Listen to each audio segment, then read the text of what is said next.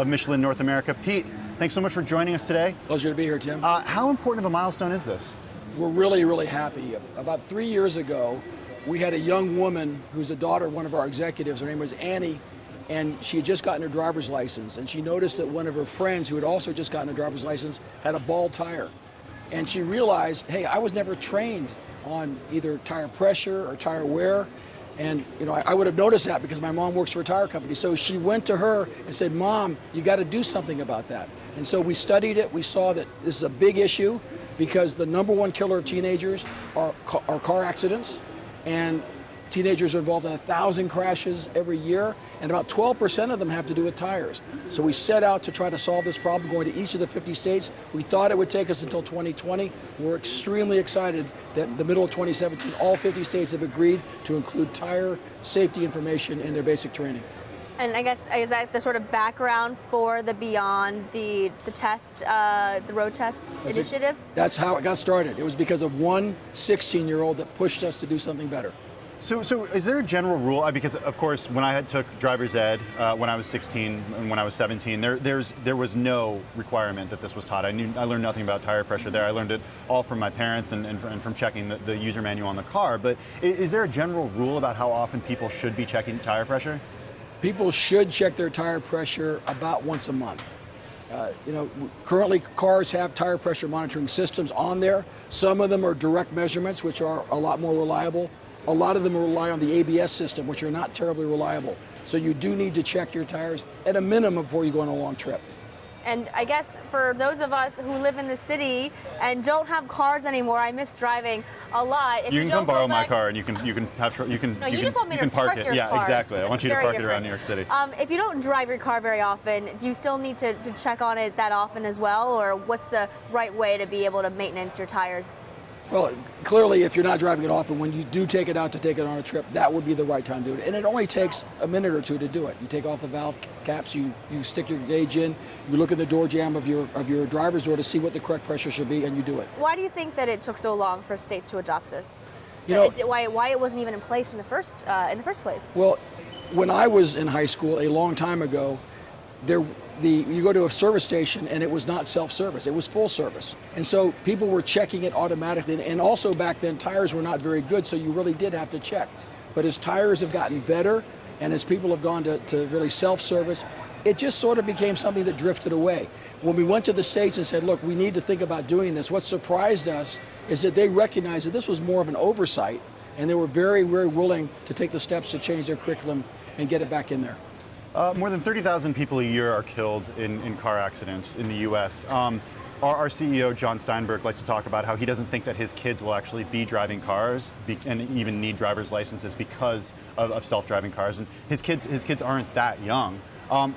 When do you think we'll get to the point where we'll be fully autonomous and kids actually won't need to go through driver's ed the same way they're going through it now? And what happens to the business, the tire business? Well, let me answer the first question first. It's going to take probably a little bit longer than people think. It's going to go in phases. There's going to be certainly a phase where there's a part of the time when you're driving where you don't have to physically be driving. But I think until it's completely 100% autonomous, it's probably going to be at least 20 years. So I don't think that current children are not going to still have to learn how to drive. But out in the future, that's certainly a possibility. Now, as far as how that's going to impact tires, it's really interesting because if this technology really does work, cars are actually going to accelerate more smoothly, they're going to brake more smoothly, there's going to be less emergency reaction because basically the technology should drive a car better than we can, which actually means that we can design the tire a little bit less robustly. We will not have to design it basically for the excesses that currently drivers create. Okay, let's shift gears a little bit and talk about the state of the U.S. economy. Of course, a record day here on Wall Street. You oversee thousands of manufacturing jobs here in the U.S. What's your take on the state of the U.S. economy right now? Right now, it is okay. We keep looking for 2.5%, 3% growth. We're not seeing that. We're seeing 1.5% to 2% growth, and we've seen that consistently over the last couple of years. It's discouraging, and I think part of the problem is that fundamentally there are some issues in our economy today, such as the federal debt, which we're just continuing to push down the road. I mean, things like tax reform, things like infrastructure spending, those are all important things that we do need to resolve. but we have a fundamental imbalance right now in our fiscal spending, which I think is creating a drag on our economy, probably impacting up to a half a point, maybe a little bit more today. But the problem is that we've gone from $4 trillion of debt back in 2000 to 20 trillion today. It's projected to grow 10 trillion more in the next 10 years if nothing else happens. And at some point, I don't know when, but at some point that's a bubble that will burst. And it will burst in an uncontrolled manner. And I think that's having an impact on us even in the short term.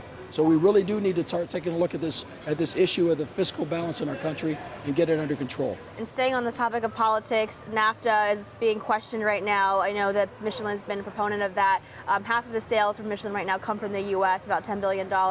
Also, there's talks about readjusting the border taxes. And so if those two items on the administration's policies change, how does that impact what you guys are doing? Well, a company like Michelin depends on free trade. You know, Michelin is a French company, it's a French-owned company, so foreign direct investment has come into the United States. That's important to understand. It's also important to understand that we serve as a manufacturing base in some of our product lines to export to the rest of the world. For example, the mining tires that we make in South Carolina, 80% of them get put on container ships and get sent to the rest of the world. So if a border adjustment tax or tariffs or some major redo of NAFTA get done, it's not like the rest of the world's not going to react to that. They will react to that, and basically trade will become much more difficult. And in the case of Michelin, where we export, we will reduce the amount of activity. And at the same time, Americans benefit from free trade. There's no question that consumer prices, if everything we bought was just made in America, consumer prices would go up 15 to 20%. Well, speaking of that, Michelin employs 18,000 people in the U.S. in manufacturing, making tires here. Why does Michelin continue to make tires in the U.S. where that's more expensive? Well, we do it for a couple of reasons. Number one is we've got very good people, we got very productive plants, we got very high quality. And in our particular case, and in the tire business in general, at the premium level, the labor content within the product itself is not that high. And at the same time, the logistics costs of bringing it from other parts of the world are extremely high. So that's the reason why Michelin and other companies are currently building a lot of plants here in the United States. And we had a guest on yesterday talking about the rise of apprenticeships and the importance of that in terms of creating new jobs, but also filling jobs that are vacant right now. As you look across your open positions, how many of those are currently in the manufacturing space versus maybe in the offices and other levels of your company? Well, the issue of apprenticeship is crucial, particularly in the area of our maintenance and our reliability technicians. Today we have very strong partnerships with technical schools. We actually have 70 scholars right now that we're providing full scholarships to go through technical schools. We influence the curriculum so that we can ramp these young people up very quickly. By the way, you finish a 2-year technical program with us, you start at $50,000 and go up from there. So it's a very good, and no college debt, by the way.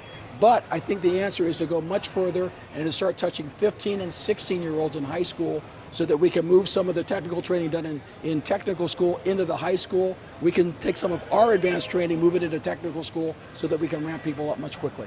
Okay, Pete, we have time for one more question. I want to ask about your own career. You've been at Michelin for over 35 years. It's the only job that you've had apart from being in the U.S. Army. Of course, that's not the way that careers are looking right now for people who are just graduating from college right now. They're jumping from job to job. Some experts on average say 6 or 7 different careers that people are having. What advice do you have for people who are just getting out of school right now if they want to have a career like yours?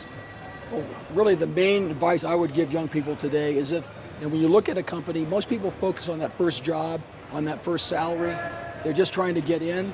But I think one of the questions you should ask is, okay, talk to me about how you're going to develop me. Are you really interested in extracting all of my potential? Am I going to be able to achieve my ambitions working at this company?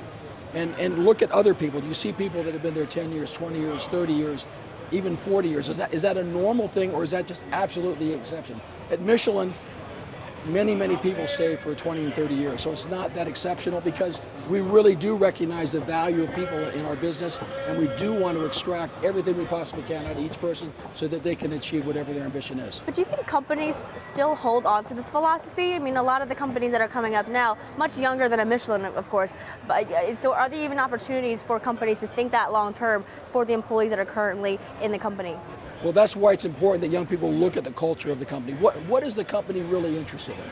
I mean, every company is interested in customers, every company is interested in financial performance, but are companies really interested in developing and the well-being of their people? Are they really interested in the community? Are they really interested in environmental performance? Are they really interested in innovation?